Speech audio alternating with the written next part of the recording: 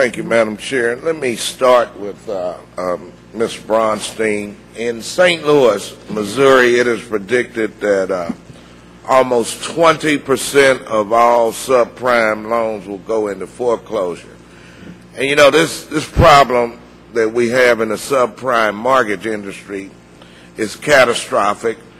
This did not happen overnight. The system has numerous fail-safes to detect such happenings. And why is it that the Federal Reserve System did not see this coming?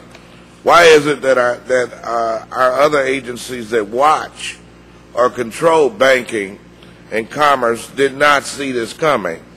Was the problem one of seeing a situation and just not reacting? What happened, and who dropped the ball?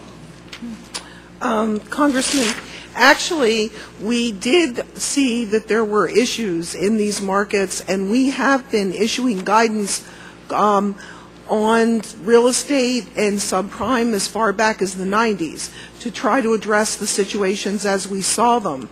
This recent phenomena that we are seeing right now, actually the downturn did not come until late 2006. So that is a fairly recent phenomena. And as soon as we saw it, we did issue the new proposed guidance for subprime mortgages. So we have been taking actions all along. And we've done a number of things with other guidance and regulations to try to address the situation. Let me go to Mr. Rushton, the comptroller of the currency. Ohio, which had the highest foreclosure rate in the nation at the end of last year, plans to issue $100 million in taxable municipal bonds next month to help homeowners refinance mortgages. Proceeds from the bond issued by the Ohio Housing Finance Agency will finance 1,000 loans with a fixed rate of 6.75%. The loans will be limited to homeowners whose incomes are up to 125% of the median income of their county and will take them out of their adjustable rate mortgages, interest-only mortgages, and avail them the opportunity to move into fixed-rate mortgages. Is this a solution that can be used on the federal level? What are the pros and cons of this solution on a nationwide basis, and can this work as an assist with other programs and solutions to avert home foreclosures? What you've described sounds like an excellent solution in terms of a takeout program that will alleviate the pressure on these borrowers in trying to find financing that's going to be very difficult for them to get. Mm-hmm.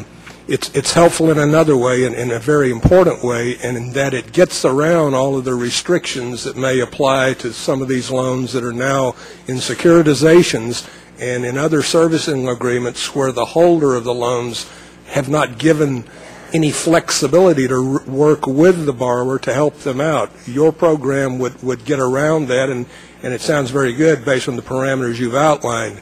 In terms of a more omnibus application of it on a federal level, we would be delighted to work with the committee in exploring that.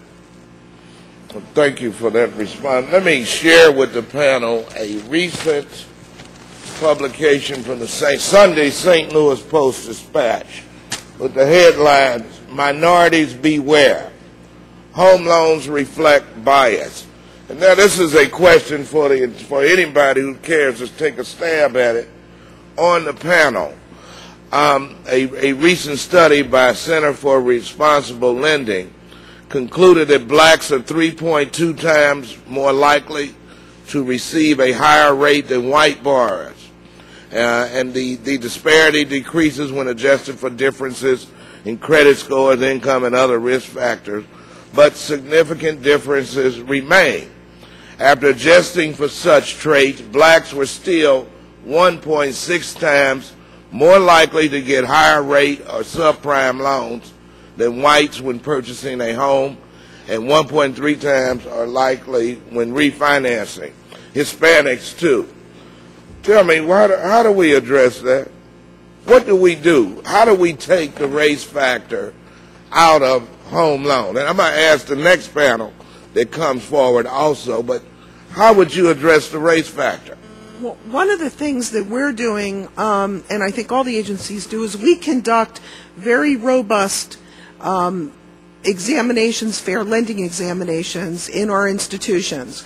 We look closely at the HMDA data that comes out and when there are pricing disparities, and we use that as an initial screen to go in and gather more information and do very thorough analyses of what lenders are doing in terms of pricing and who the loans are made to. If we find that they are making pricing decisions based on race, we will refer them to the Department of Justice, and we have done so.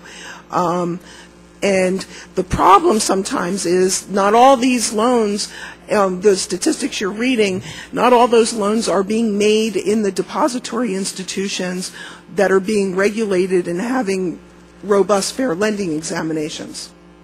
The gentleman's time has expired.